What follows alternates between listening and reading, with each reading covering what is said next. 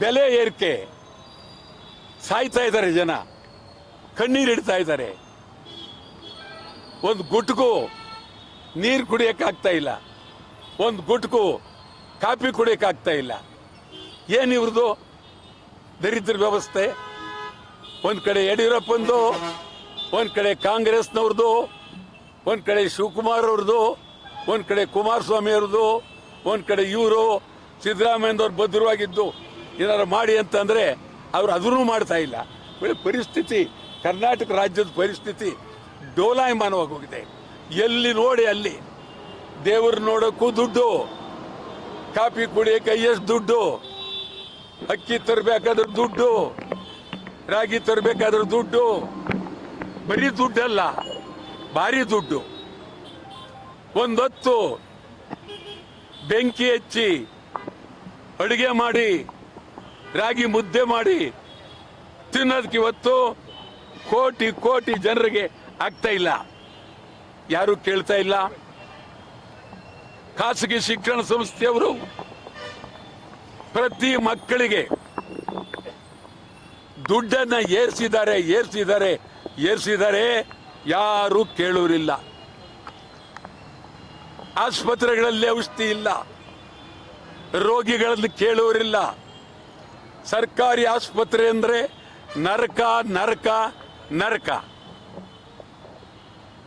ಈ ಮಧ್ಯ ಕಾಂಗ್ರೆಸ್ನವರು ಅಧಿಕಾರಕ್ಕಾಗಿ ಗುದ್ದಾಟ, ಬಡದಾಟ, ಹೊಡೆದಾಟ ಎಲ್ಲಾದ್ರೂ ಉಂಟೆ. ಇದು ಬಹಳ ನೋವಿನಲ್ಲಿದ್ದಾರೆ. ರಿಕ್ಷಾ ಚಾಲಕರು ಪ್ರತಿದಿನ ಎರಡೆರಡು ಊಟ ಮಾಡ್ತಿದ್ದವರು ಒಂದು ಊಟ ಮಾಡೋ ಮಟ್ಟಕ್ಕೆ ಬಂದಿದ್ದಾರೆ. ತೊಂದರೆ ಸಿಕ್ಕಿದ್ದಾರೆ. LPG ಇಲ್ಲ ಅವ್ರಿಗೆ, ಸಿಲಿಂಡರ್ ಇಲ್ಲ, ನಮಗೆ ಗ್ಯಾಸ್ ಇಲ್ಲ. ಗೋಳು ಗೋಳು ಗೋಳು. ಈ ಹಂತದಲ್ಲಿ ನಾವು ಉಪ್ಪು ಇದು ಬಹಳ ಬಡವರ ವಸ್ತು, ಒಂದು ರೀತಿ ಎಲ್ಲರಿಗೂ ಅಷ್ಟೇ. ಆದರೆ ಉಪ್ಪಿನ ಸತ್ಯಾಗ್ರಹವನ್ನ ಮಹಾತ್ಮ ಗಾಂಧೀಜಿಯವರು ಮಾಡಿದ್ರು. ಬಹಳ ಅದ್ಭುತವಾಗಿ ಸತ್ಯಾಗ್ರಹ ಮಾಡಿದ್ರು. ನಾವು ಇವತ್ತು ಬಡತನದ ಬೇಗೆಯನ್ನ, ಈ ಭ್ರಷ್ಟಾಚಾರದ ಬೇಗೆಯನ್ನ ನಾವು ತೋರಿಸೋದಕ್ಕೋಸ್ಕರ ಕನ್ನಡ ಚಳವಳಿ ವಾಟ ಪಕ್ಷ ಉಪ್ಪನ್ನ ಉಚಿತವಾಗಿ ಮಾರುವ ಮೂಲಕ ಇಡೀ ಪ್ರಪಂಚಕ್ಕೆ, ಬಡತನ ಬರೀ ನಮ್ಮಲ್ಲಿ ಒಂದೇ ಅಲ್ಲ, ಕರ್ನಾಟಕ ಇಂಡಿಯಾ ದೇಶ ಒಂದೇ ಅಲ್ಲ, ಇಡೀ ಪ್ರಪಂಚದಲ್ಲೇ ಇದೆ ಬಡತನ. ಕೆಲವು ದೇಶದಲ್ಲಿ ಆಹಾರ ಸಿಕ್ಕದೆ ಪ್ರಾಣಿಗಳು, ಆನೆಗಳನ್ನು ಕೊಂದು ತಿಂತಾ ಇದ್ದಾರೆ. ಕೆಲವು ದೇಶದಲ್ಲಿ ಅಮೆರಿಕ, ಇಸ್ರೇಲ್, ಇರಾನ್ ಇವರು ಜೋಕ್ ಮಾಡಿಕೊಂಡು ಸುಮಾರು ಲೆಕ್ಕವಿಲ್ಲದಷ್ಟ ಕೋಟಿ ಹಣವನ್ನು ಖರ್ಚು ಮಾಡಿ ಇವರು ಮೂರು ದೇಶದಲ್ಲ ಇರ್ತಕ್ಕಂಥದ್ದು. ನಮಗೂ ನೋವಾಗಿದೆ.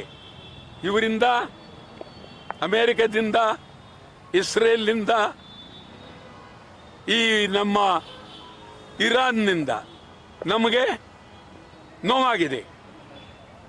ಇದು ನಮ್ಮೊಬ್ಬರೇ ಅಲ್ಲ, ಇಡೀ ದೇಶದ ಜನರಿಗೆ ಇದು ಬಹಳ ನೋವಾಗಿದೆ. ಕರ್ನಾಟಕ ಸರ್ಕಾರ, ಸಿದ್ದರಾಮಯ್ಯನವರೇ, ನೀವು ಕೂಡಲೇ ಅಕ್ಕಿ ಕೊಟ್ಟರೆ ಆಗೋದಿಲ್ಲ. ಮೆಣಸಿನಕಾಯಿ ಏನು,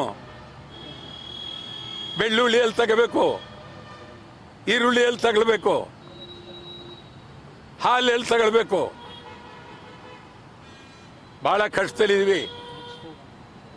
ದುಡ್ಡು ಕೊಟ್ಟು ಸರಿಪಡಿಸೋದಲ್ಲ, ಜನಜೀವನವನ್ನ ಉತ್ತಮಪಡಿಸಬೇಕು, ಯೋಜನೆ ತಯಾರು ಮಾಡಬೇಕು, ಉದ್ಯೋಗ ಕೊಡಬೇಕು. ಇವತ್ತೆಷ್ಟು ಜನ ಪರೀಕ್ಷೆಯಲ್ಲಿ ಪಾಸ್ ಮಾಡಿ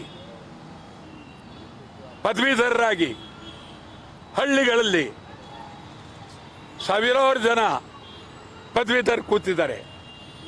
ಇವತ್ತು ನೀವು 59,000 ಉದ್ಯೋಗ ಕೊಡ್ತೀವಿ ಅಂತ ಹೊರಟಿದ್ದೀರಿ. ಈ 59,000 ಉದ್ಯೋಗ ಕನ್ನಡಿಗರಿಗೆ, ಗ್ರಾಮೀಣ ಪ್ರದೇಶದವರಿಗೆ ಕೊಡಬೇಕು.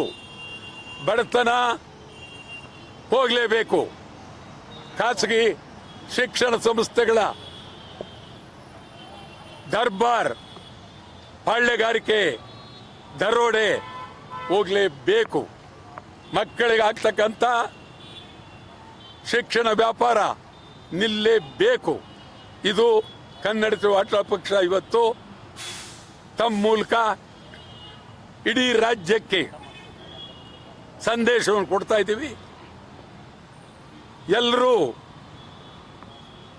ರಾಜ್ಯದ ಬೆಲೆ ಏರಿಕೆ ವಿರುದ್ಧ ಕೇಳೋದಕ್ಕೆ ಸಿದ್ಧರಾಗಿ, ಹೋರಾಟಕ್ಕೆ ಸಿದ್ಧರಾಗಿ. ಬೆಲೆ ಏರಿಕೆ ಒಂದೇ ಅಲ್ಲ, ನೂರಾರು ಬೇಡಿಕೆಗಳು. ಯಾವುದು ಹೇಳಬೇಕು, ಯಾವುದು ಬಿಡಬೇಕು? ನೂರಾರು ಬೇಡಿಕೆಗಳು. ಉತ್ತರ ಕರ್ನಾಟಕ ಅಭಿವೃದ್ಧಿ, ಹೈದರಾಬಾದ್ ಅಭಿವೃದ್ಧಿ, ಕರ್ನಾಟಕದ ಅಭಿವೃದ್ಧಿ. ನಿಮಗೆ ಹೇಳೋದಾದರೆ ಮೈಸೂರೇ ಅಭಿವೃದ್ಧಿ ಆಗಲಿಲ್ಲ. ಮೈಸೂರೇ ಅದ್ಭುತವಾಗಿ ಅಭಿವೃದ್ಧಿ ಆಗಬೇಕಾಯಿತು. ಮೈಸೂರಿಗೆ ಪ್ರವಾಸಿಗರಿಂದ ಬರುವ ಹಣ ಇಡೀ ರಾಜ್ಯದ ಆಯವೇ ಆಗಬೇಕಾಗಿತ್ತು. ಮೈಸೂರಿನ ಅಷ್ಟು ಅಂದವಾಗಿ, ಚಂದವಾಗಿ, ಸುಂದರವಾಗಿ ಇಡೀ ಪ್ರಪಂಚವೇ ಮೈಸೂರಿಗೆ ಬಿದ್ದು ಬರಬೇಕಾಗಿತ್ತು. ಆ ಕೆಲಸ ಮಾಡಲಿಲ್ಲ. ಇದಕ್ಕೆ ಈ ಒಂದು ರಾಜ್ಯ ಸರ್ಕಾರ, ಇಂದಿನ ಸರ್ಕಾರಗಳು ಎಲ್ಲವೂ ಇದಕ್ಕೆ ಹೊಣೆಯಾಗಿರ್ತವೆ. ಆದ್ದರಿಂದ ಇವತ್ತು ಉಪ್ಪನ್ನು ಮಾರುವ ಮೂಲಕ ತೀವ್ರವಾಗಿ ಹೋರಾಟವನ್ನು ಮಾಡ್ತೇವೆ.